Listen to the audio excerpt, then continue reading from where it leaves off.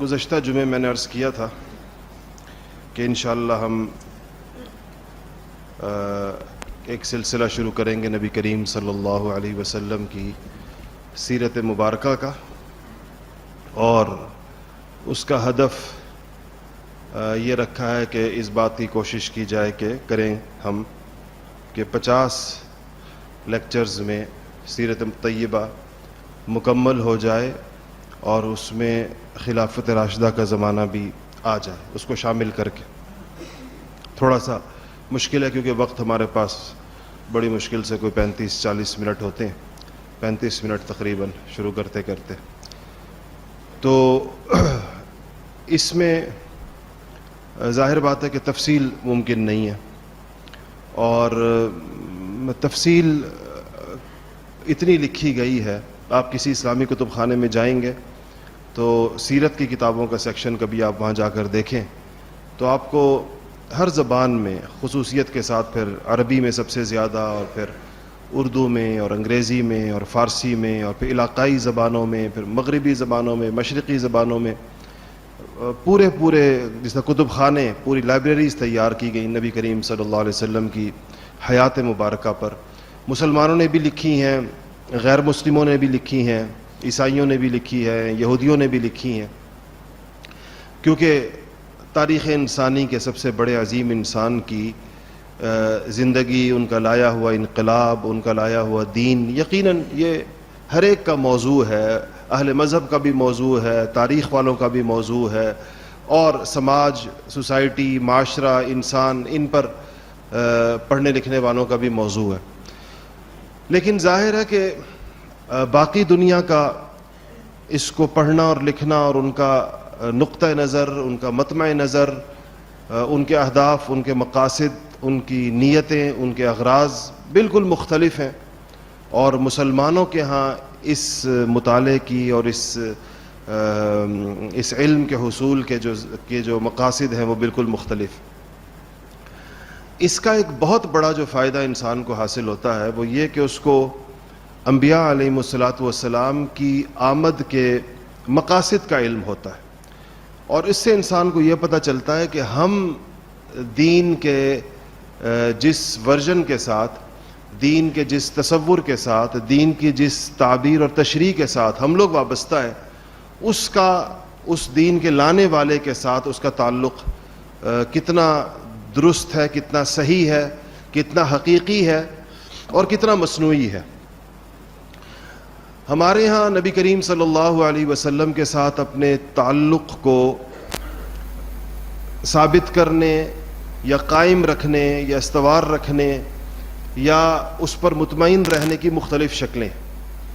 ایک ہمارے ہاں تصور یہ ہے کہ نبی کریم صلی اللہ علیہ وسلم کی مبارک زندگی سے ہمیں وہ حصہ بہت اچھا لگتا ہے جس کا تعلق معجزات کے ساتھ ہے، جس میں اس کو خرق عادت کہتے ہیں، عام چیزوں کے برخلاف جو چیزیں آپ کی نبوت کی صداقت کے لیے عطا کی گئی تھیں تاکہ کافر اس کو دیکھ کر آپ کو اللہ کا نبی مان لیں۔ ہمارے بہت سارے مذہبی جلسوں میں اور تقریبات میں اسی موضوع پر گفتگو ہوتی ہے، خطیب اس کو بیان کرتے ہیں، اس میں رطب و یابس، گیلا سوکھا، مستند غیر مستند، سب کچھ بیان کرتے ہیں، اور مجمع سبحان اللہ ماشاءاللہ کہہ کر اس پر اپنے جذبہ ایمانی کا ثبوت دیتا ہے۔ لیکن اس کو سننے والے ایک عام شخص کو یہ خیال پیدا ہوتا ہے کہ شاید آپ صلی اللہ علیہ وسلم تو کوئی مافوق الفطرت شخصیت تھے، عام انسانوں والا کوئی معاملہ ہی نہیں تھا، تو وہ تو ہر چیز اشاروں سے ہو رہی ہے، اور جس طرح چاہ رہے ہیں ویسے ہو رہا ہے۔ اس سے اس کے دل میں عقیدت تو پیدا ہوتی ہے، لیکن عمل کا جذبہ پیدا نہیں ہوتا، قابل اتباع وہ نہیں سمجھتا، وہ سوچتا ہے میں تو عام انسان ہوں، میں تو گوشت پوست کا بنا ہوا ہوں، میرے تو بڑے مسائل اور مجبوریاں ہیں۔ تو یہ سیرت کو پیش کرنے کا کوئی حقیقی انداز نہیں ہے۔ سیرت کو پیش کرنے کا درست انداز ہے کہ اس کو قرآن کے ساتھ، کتاب اللہ کے ساتھ، ہر نبی کی ایک کتاب ہے اور ایک اس نبی کی شخصیت ہے، یہ دونوں ایک دوسرے کی تائید کرتی ہیں اور دونوں مل کر ایک صحیح تصور پیش کرتی ہیں۔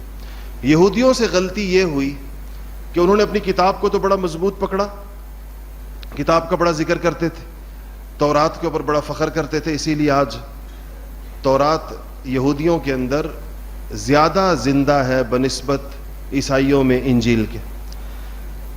لیکن اپنے نبی کی سیرت کو محفوظ نہیں رکھ سکے یہودی, ان کے پاس اس حوالے سے کوئی چیز بالکل موجود نہیں. تو اب جب کتاب تھی لیکن نبی کی سیرت نہیں یا نبی کی زندگی نہیں تھی, تو آپ یہودی علماء اور یہودی مذہبی طبقے کو دیکھیں گے کہ ان کی زندگیاں کتاب کی موشگافیوں میں ہی گزر گئی.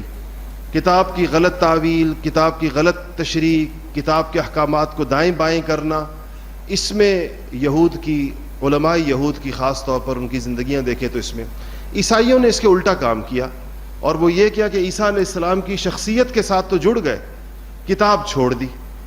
جب کتاب چھوڑی تو عیسیٰ علیہ السلام کو یہاں تک بڑھایا کہ خدا کے ساتھ شریک کر کے اور خدائی کے اندر ان کو شریک کر کے اور ان کی والدہ کو یا روح القدس کو ایک ایسا تصور شرک کا وہ لے کر آئے آسمانی مذاہب میں جس کی ماضی کے اندر اس قسم کی مثال نہیں ملتی تھی.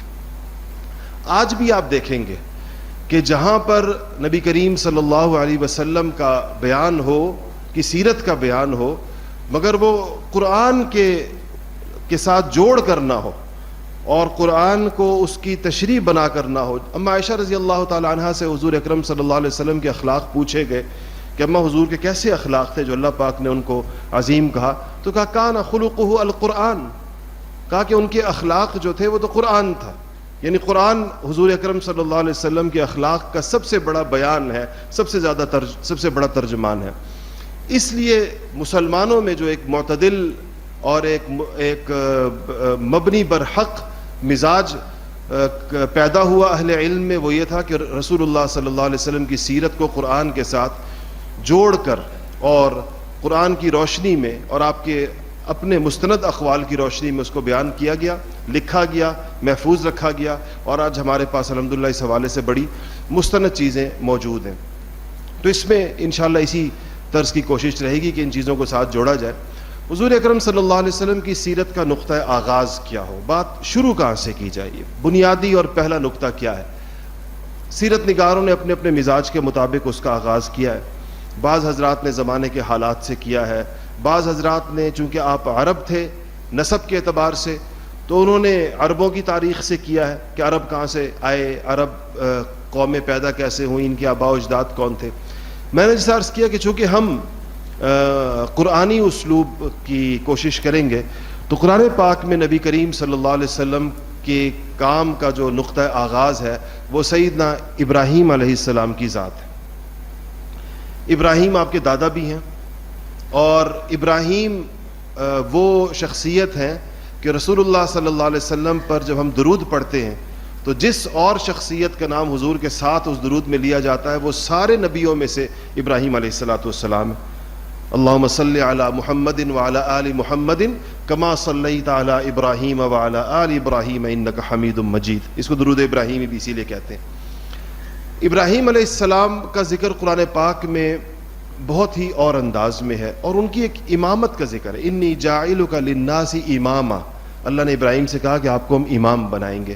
یہ ان کی شان امامت ہی ہے کہ ان کا نام نامی رسول اللہ صلی اللہ علیہ وسلم پر بھیجے گئے درود شریف کے اندر موجود ہے, اور ان سے اللہ جل شانہ نے خانہ کعبہ کی تعمیر کروائی, اور اسی خانہ کعبہ کو رسول اللہ صلی اللہ علیہ وسلم کی شریعت میں بھی, پچھلے شرائع میں بھی, اور آپ کے دین میں بھی وہ مرکزیت عطا فرمائی کہ یہ وہ مرکز ہوگا, یہ قبلہ ہوگا, یہ بیت اللہ ہوگا.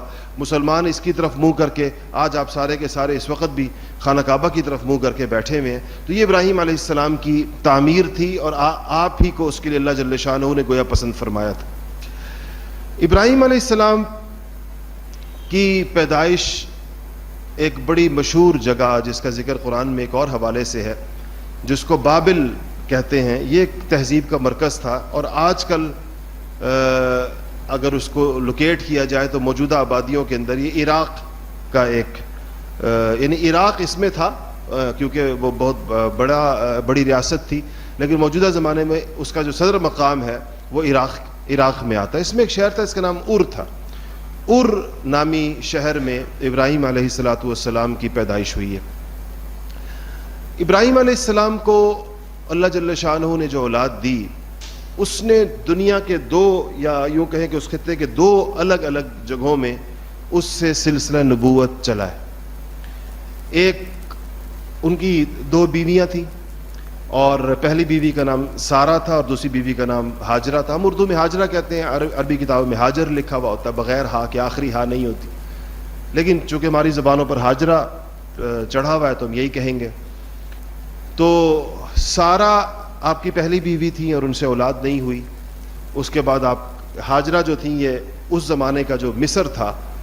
دیکھیں، ایک بات ہمیشہ ذہن میں رکھیں کہ اس زمانے کی ریاستوں کی اور حکومتوں کی اور جغرافیے کی یا ملکوں کے جغرافیے کی جو شکل تھی وہ یہ نہیں تھی جو آج ہے۔ آج جو ملک بنے ہوئے، ظاہر بات ہے ان میں سے بہت سارے، خاص طور پہ دوسری جنگ عظیم کے بعد تو بالکل ایک نیا نقشہ دنیا میں وجود میں آیا۔ تو آج ہم جب نام لیتے ہیں تو اس سے مراد بس اس علاقے کی طرف ایک اشارہ کرنے کے لیے ہوتا ہے، ورنہ ضروری نہیں کہ اس کے پورے حدود اربع وہیں ہوں۔ ملکوں میں بڑا فرق تھا، لیکن یہ عراق اور موجودہ شام اور یمن اور یہ علاقے بہرحال ایسے ہیں کہ ان میں انبیاء علیہ الصلوۃ والسلام کی آمد، جن نبیوں کے حال محفوظ ہیں وہ ان کے زیادہ تر ممالک یہ رہے ہیں۔ باقی ظاہر بات ہے کہ دیکھیں قرآن شریف میں جن انبیاء، چند انبیاء علیہ الصلوۃ والسلام کے نام ہیں یا ان کے علاقے سیرت سے پتہ چلتے ہیں، لیکن نبیوں کی تعداد تو 1.25 لاکھ ہے۔ تو اس لیے وہ کن کن علاقوں میں آئے، کن کن شہروں میں آئے، اس کا تفصیلی ڈیٹا کسی کے پاس بھی موجود نہیں ہے۔ لوگ ہندوستان میں نبیوں کی آمد کی بات بھی کرتے ہیں۔ ایک چیز جو پہچان کی ہے، جس طرح آپ کو پتہ ہے کہ ہندوستان میں بہت سارے شخصیتوں کے بارے میں لوگوں کی رائے یہ ہے کہ وہ نبی تھے۔ گوتم بدھ کے بارے میں بعض لوگ کہتے ہیں کہ نبی تھے۔ ہندوؤں کے بہت ساری شخصیات کے بارے میں لوگ کہتے ہیں کہ وہ نبی تھے۔ تو نبیوں کے بارے میں ایک اصول ہے، اگر وہ ہمارے ذہن میں رہے تو وہ ہمیشہ بات آسان رہے گی۔ ایک تو یہ کہ نبی وہ ہوگا جس کی تعلیم کا اور اس کی دعوت کا جو بنیادی محور ہوگا وہ توحید ہوگا۔ یہ نہیں ہو سکتا کہ نبی ہو اور اس کی بنیادی تعلیم توحید کی نہ ہو۔ قرآن پاک میں سارے انبیاء کی بنیادی تعلیم کا ذکر موجود ہے، بنیادی دعوت کا ذکر موجود ہے۔ جس محور کے گرد نبیوں کی تربیت اور تعلیم گھومتی ہے وہ توحید ہے۔ پہلی بات یہ بہت یقینی ہے۔ اس طرح کچھ اور اصولی تعلیمات قرآن پاک میں موجود ہیں جس سے پتہ چلتا ہے کہ یہ نبیوں کی مرکزی دعوت ہوگی۔ اگر یہ بنیادی دعوت، یہ مرکزی دعوت کسی اور شخصیت کے احوال کے اندر موجود ہے تو اس کو اگر کوئی نبی کہتا ہے تو ہو سکتا ہے، اس کا امکان ہو سکتا ہے، چاہے بے شک جو باقی جزئی شریعت ہے، شریعت کے جو جزئی احکامات ہیں اس میں فرق ہو سکتا ہے، لیکن مرکزی احکامات میں نہیں ہو سکتا۔ ابراہیم علیہ السلام کی دوسری بیوی سے جو ایک بات عام طور پر بہت کہی جاتی ہے، بہرحال اس کو میں اس کی طرف جاؤں گا تو بات لمبی ہو جائے گی۔ خلاصہ یہ کہ ابراہیم علیہ السلام نے اللہ تعالیٰ کے حکم سے ایک بیوی کو فلسطین میں چھوڑا، شام میں، جو پورا علاقہ تھا شام کا اس زمانے میں، جس میں فلسطین بھی اس کا ایک صوبہ تھا، اور دوسری بیوی کو یعنی حضرت ہاجرہ کو ان کی آزمائش اور ان کی ابتلاء اور ان کے امتحان یہ تھا کہ جو ان کو بڑھاپے میں جو پہلا بیٹا اللہ نے عنایت کیا، جو پہلوٹی کی اولاد کہلاتی ہے، وہ اس کے بارے میں حکم ہوا کہ اس کو حجاز میں جا کر وہاں پر آباد کریں یا وہاں پر چھوڑیں۔ تو وہ ان کو شام سے لے کر نکلے، اور یہ کوئی 1200-1500 کلومیٹر کا جو سفر ہے یہ ابراہیم علیہ السلام نے کیا، اور اس جگہ لا کر اپنے بچے کو، چھوٹے سے، جس کی عمر روایتوں میں 2 سال آتی ہے یا اس سے کچھ کم، اور اس کی ماں حضرت ہاجرہ کو یہاں پر آپ نے چھوڑ دیا۔ ادھر یہ بچہ اسماعیل ہے، اور جو بیوی وہاں پر رہ گئیں شام میں، ان کا نام سارہ ہے، وہ پہلی بیوی ہیں۔ تو ان سے اسماعیل کے بعد بیٹا پیدا ہوا جن کا نام اسحاق ہے۔ تو اسحاق جو ہیں وہ دوسری ماں سے پیدا ہوئے اور حضرت سارہ کے بیٹے ہیں، اور اسماعیل جو ہے وہ حضرت ہاجرہ کے بیٹے ہیں۔ وہ وہاں پر رہے۔ یہودی لٹریچر یہ کہتا ہے کہ حضرت اسحاق کی اولاد میں 50 کے لگ بھگ نبی آئے۔ ہم بھی اس بات کو مانتے ہیں کہ سارے انبیاء بنی اسرائیل حضرت عیسیٰ علیہ السلام تک، یہودی حضرت عیسیٰ کو نبی نہیں مانتے، لیکن ہم یہ کہتے ہیں کہ عیسیٰ علیہ السلام تک یہ جتنے انبیاء بنی اسرائیل ہیں یہ حضرت اسحاق کی اولاد ہے. حضرت اسحاق کے بیٹے کا نام یعقوب تھا. یعقوب کا علیہ السلام کا جو لقب ہے وہ اسرائیل تھا, اس لیے ان کے اولاد کو بنی اسرائیل کہا جاتا ہے. نام یعقوب تھا, لقب ان کا اسرائیل تھا. یعقوب علیہ السلام کے مشہور بیٹے, 12 بیٹوں میں سے جو سب سے مشہور بیٹے تھے یوسف علیہ السلام, ان کا نام آپ نے سنا ہوگا. اس کے بعد موسیٰ اور دیگر شخصیات اس کے بعد آتی رہیں. عیسیٰ علیہ السلام کے اوپر آ کر انبیاء بنی اسرائیل یا انبیاء بنی اسحاق علیہ السلام کی اولاد کے نبیوں کا خاتمہ ہو گیا. اس کے بعد رسول اللہ صلی اللہ علیہ وسلم کی آئے جو آپ اسماعیل کی اولاد تھے. عرب میں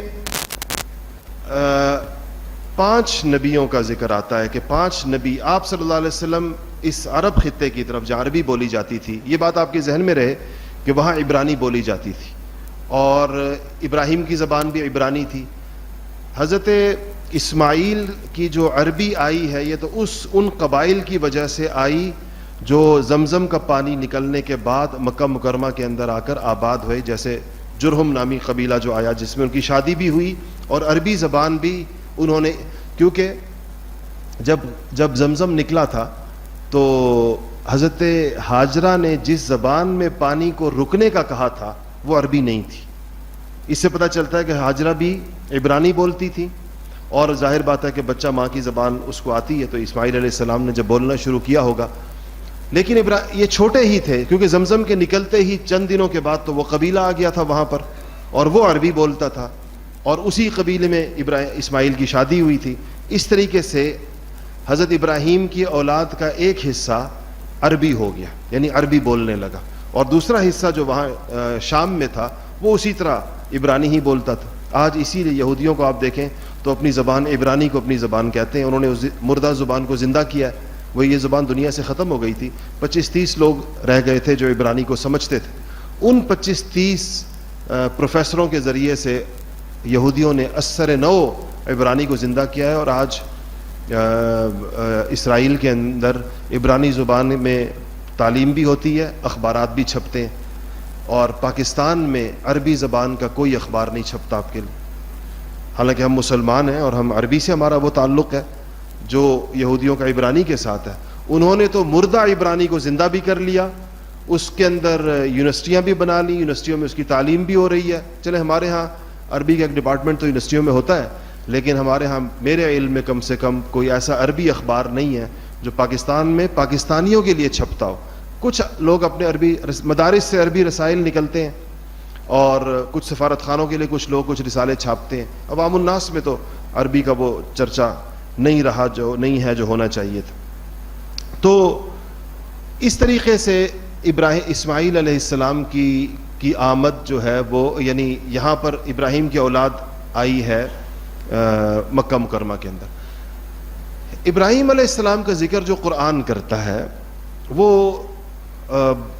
جگہ جگہ ہے اور بہت ہی اونچے الفاظ میں.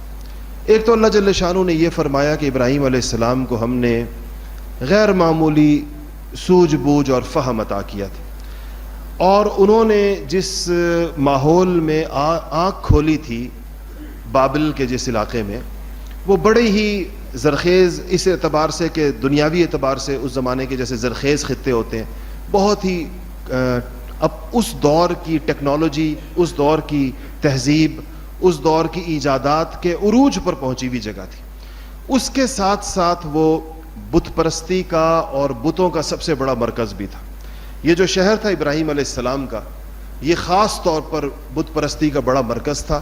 جس گھرانے میں آپ کی پیدائش ہوئی ہے, آپ کے والد آزر نہ صرف یہ کہ وہ بت پرست تھے بلکہ وہ بت ساز بھی تھے, بت بناتے بھی تھے, بتوں کو تیار کرنے والے آدمی بھی تھے. قرآن پاک نے اس قصے کا ذکر کیا ہے, اور ابراہیم علیہ السلام نے اپنی قوم کے دل سے جو بتوں کو نکالنے کی جو کوشش کی ہے, اس پر جو قرآن کی آیات جس طریقے کے ساتھ ہیں, اپنی قوم سے جو ان کے مکالمے ہیں.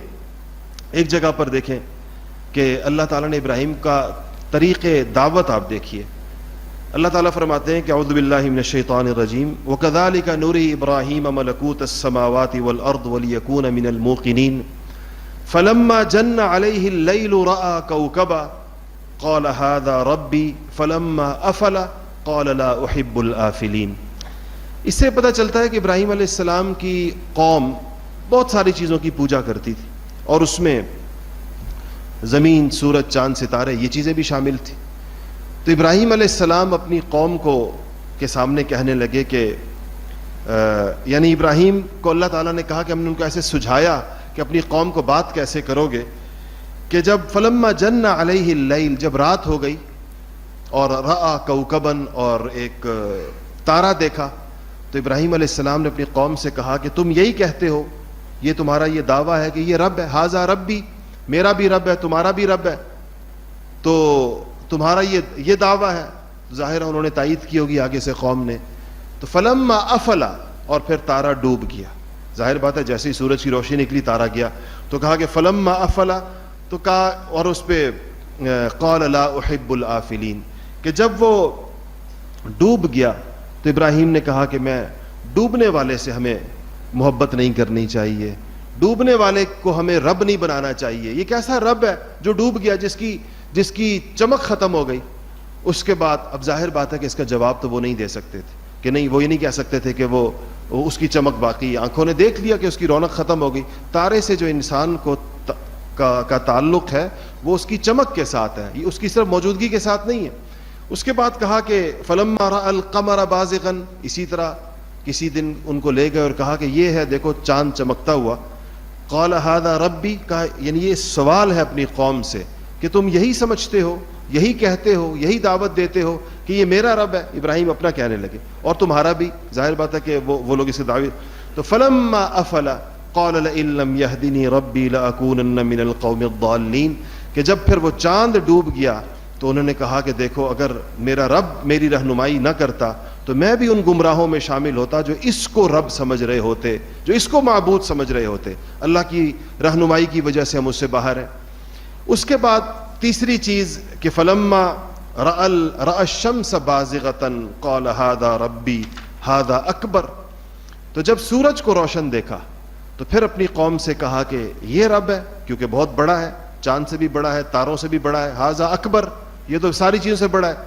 تو کہا کہ جب وہ ڈوبا فلما افلت، تو ابراہیم علیہ السلام پکار اٹھے اور انہوں نے اپنی قوم سے کہا اس موقع پر قال یا قوم انی بریء مما تشرکون، اے میری قوم تم نے اپنے معبودان باطلہ کو غروب ہوتے ہوئے، ڈوبتے ہوئے اپنی آنکھوں سے دیکھ لیا اور تمہاری دلیل ختم ہو گئی ان کے ختم ہونے کے ساتھ.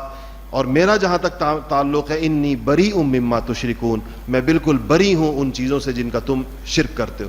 یہ ایک طرح کی ایک ڈیمانسٹریشن، ایک طریقہ تھا ان کو سمجھانے کا اور بجھانے کا. اللہ جل شانہ نے اس کی تعریف فرمائی کہ ابراہیم علیہ السلام کے اس طرز کی کہ اپنی قوم کے سامنے کیسے انہوں نے ان چیزوں کو رکھا. اسی طرح ابراہیم علیہ السلام کی ہی ایک دعوت کے کچھ الفاظ ہیں، اور وہ کیا کہ اپنے ایک موقع کے اوپر جب ان کی بات ہوئی، جھگڑا ہوا نمرود کے ساتھ، تو اس نے کہا کہ میں زندہ کہا کہ اذ قال ابراہیم ربی الذی یحیی و یمیت، مارنے والا اور زندہ کرنے والا میرا رب ہے. تو نمرود نے کہا کہ میں بھی مارنے والا اور زندہ کرنے والا ہوں. قال انا احیی و امیت، اور میرے مارنے اور زندہ کرنے کی مثال یہ ہے کہ ایک سزائے موت کے مجرم کو بلایا، کہا دیکھو یہ مرنے والا ہے، سزائے موت ہو چکی ہے، چلو بھائی تم آزاد ہو، میں نے اس کو زندگی دے دی میں نے. اور ایک بیچارے بے گناہ کو پکڑ کے کہا کہ یہ گھوم رہا ہے اور اس کے پاس زندگی کا حق ہے، میں اس کو زندگی کے حق سے محروم کرتا ہوں. اس کا سر قلم کر دیا، کہا کہ یہ دیکھو اس طرح میں زندگی دیتا ہوں اور اس طرح میں زندگی لیتا ہوں. ابراہیم علیہ السلام نے کہا کہ فإن اللہ یأتی بالشمس من المشرق فأتی بها من المغرب، کہا کہ یہ رب میرا جو ہے یہ سورج کو مشرق سے نکالتا ہے، اگر تو بھی رب ہے تو چلو اس کو مغرب سے نکال کے دکھاؤ، تم آج دوسری طرف سے اس کو نکال. قرآن کہتا ہے کہ فبہت الذی کفر، مبہوت رہ گیا، اس کے اوپر کوئی جواب اس سے نہیں بن پایا. بعض لوگوں نے کہا ہے کہ اگر نمرود جواب میں یہ کہتا کہ چلو میں تو نہیں نکال سکا، تم اپنے رب سے کہو کہ وہ مغرب سے نکال کے دکھائے، تو انبیاء علیہ الصلوۃ والسلام کے دیگر معجزات کو دیکھتے ہوئے کوئی بعید نہیں ہے کہ اسی وقت اللہ تعالیٰ سورج کو مغرب سے نکال کر ابراہیم کی حقانیت کو ثابت فرما دیتے. یہ تو نمرود نے مطالبہ نہیں کیا، ورنہ وہ کہہ سکتا تھا نا کہ چلو اگر تمہارا رب مشرق سے نکال سکتا ہے، تمہارا دعویٰ ہے، تو چلو اس سے کہو مغرب سے نکال کے دکھائے. اگر وہ اس دعوے پر، اس مطالبے پر بات کو ختم کرتا تو اللہ ابراہیم کی صداقت کی لاج رکھنے کے لیے اور نمرود کے جھوٹ کو ثابت کرنے کے لیے، جس کو اللہ تعالیٰ اس کی آگ سے بچا سکتے ہیں، وہ اس دن سورج کو مغرب سے نکال کر بھی ابراہیم کو سچا ثابت کرتے اور نمرود کو جھوٹا ثابت کرتے. یہ ابراہیم علیہ السلام کی وہ ہے. قرآن پاک میں بہت ساری آیات ہیں، جا بجا ہیں، سب کی تفصیل کا وقت نہیں تو، لیکن یہ ان کی دعوت کا مرکز اور محور ہے. اور یہ رسول اللہ صلی اللہ علیہ وسلم کے دادا ہیں اور آپ ان کی اولاد میں سے ہیں. اور اس مزاج کے ساتھ، اس طبیعت کے ساتھ اللہ تعالیٰ نے تعریف فرمائی ہے ابراہیم کی جا بجا قرآن کے اندر. ابراہیم الذی وفا، اللہ نے کہا ابراہیم وہ ہے جس نے میرے ساتھ اپنے سارے وعدوں کو پورا کیا. اور بڑے بڑے وعدے، اسماعیل علیہ السلام کے ذبح کی جو بات تھی، کوئی چھوٹی بات تو نہیں تھی کہ اس بیٹے کو ذبح کا حکم بھی دیا جس کے ساتھ سب سے زیادہ تعلق تھا ان کو. تو ابراہیم علیہ السلام نے جب مکہ میں آبادی کے آثار شروع ہوئے، بعض روایات سے پتہ چلتا ہے کہ حضرت ہاجرہ کا تو انتقال ہو گیا، لیکن ابراہیم علیہ السلام اس کے بعد پھر مکہ آئے ہیں. اچھا، یہ بات بھی آپ کے ذہن میں رہے کہ اس بیٹے چھوٹے اور ماں کو جب وہ مکہ چھوڑ کر گئے ہیں، واپس چلے گئے وہاں جہاں ان کو نبوت کے لیے جو جگہ دی گئی تھی، اور وہ شام تھی. اس کو آپ شام کہیں، فلسطین کہیں، یہ سارا ایک ہی علاقہ تھا. تو ابراہیم کا کام تو وہاں پر تھا، لیکن وہاں سے مکہ مکرمہ وقتاً فوقتاً آتے رہے مختلف موقعوں پر. دیکھیں، ایک موقع تو وہ ہے جب اسماعیل کو قربان کرنے کے لیے آئے، اور اس وقت اسماعیل کی عمر کیا تھی، بہت سے لوگ سیرت نہیں، کیونکہ قرآن پاک ان چیزوں کا ذکر نہیں کرتا.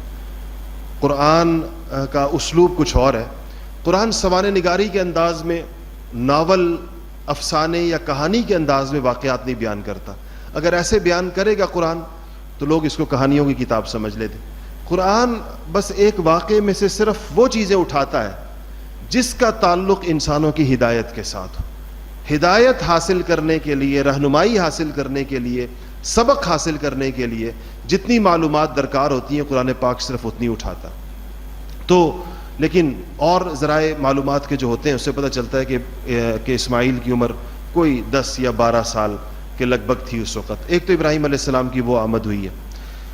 اس کے علاوہ وہ اس وقت بھی آئے ہیں، حدیث سے پتہ چلتا ہے، بخاری شریف کی روایات ہیں کہ جب اسماعیل کی شادی ہو گئی تھی، ایک دفعہ ان کی آمد ہوئی ہے اور انہوں نے گھر پر دروازے پر دستک دی اپنے بیٹے کے، تو بیٹا گھر پر نہیں تھا. بہو نے دروازہ کھولا اور ابراہیم علیہ السلام کی جو بھی اس کے ساتھ گفتگو ہوئی، تو ابراہیم علیہ السلام نے اپنی فراست ایمانی سے یا اللہ تعالیٰ کے حکم سے، نبیوں کی یہ محسوس کیا کہ یہ خاتون اسماعیل کی جو نسل جس سے محمد مصطفیٰ صلی اللہ علیہ وسلم نے بھی پیدا ہونا ہے، یہ خاتون اس کے لیے مناسب نہیں ہے، یہ اس کی اہل نہیں ہے. تو ابراہیم علیہ السلام یہ پیغام چھوڑ کر گئے اس خاتون کو کہ جب اسماعیل آئیں تو ان کو بتانا کہ میں آیا تھا، جو بھی اپنا تعارف کرایا ہوگا خدا جانے یہ بتایا یا نہیں بتایا کہ میں اس کا باپ ہوں، اور کہا کہ اس سے کہنا کہ اپنے دروازے کی چوکھٹ بدل دے. اور یہ پیغام اسماعیل کے سمجھنا ان کے لیے کافی تھا، اور وہ سمجھ گئے کہ ان کا پیغام یہ ہے کہ تم اس خاتون کو چھوڑ دو. اس کے بعد اسماعیل نے شادی کی ان سے، اس خاتون سے جس سے ان کی ساری پھر اولاد پیدا ہوئی. 12 بیٹے ان کے پیدا ہوئے اس سے. اور یہ جو خاتون تھی، یہ وہ جو قبیلہ، جب میں نے زمزم کا واقعہ ایسے نہیں بیان کیا کہ آپ حضرات نے بہت دفعہ سن لیا اور ہم نے حج کے موقع پر اس ہو گئے. جب زمزم کا پانی نکل آیا اور حضرت ہاجرہ اپنے دونوں لپوں میں، اپنی دونوں ہاتھوں میں مٹی ڈال کر ایک منڈیر بنا رہی تھیں اور زمزم زمزم کہہ رہی تھیں کہ اب کافی ہے، رک جا پانی کو، تو حضور اکرم ایک حدیث آتی ہے، حضور اکرم صلی اللہ علیہ وسلم نے فرمایا کہ اگر اماں ہاجرہ اس وقت یہ منڈیر نہ بناتی اور اس کو تالاب کی شکل نہ دیتی تو زمزم آج کنواں نہ ہوتا, زمزم آج ایک جاری نہر ہوتی پوری کی پوری. تو انہوں نے چونکہ اس کو سمیٹ لیا تو اللہ نے اس کے مطابق سمیٹ دیا, اس کو کنواں بنا دیا.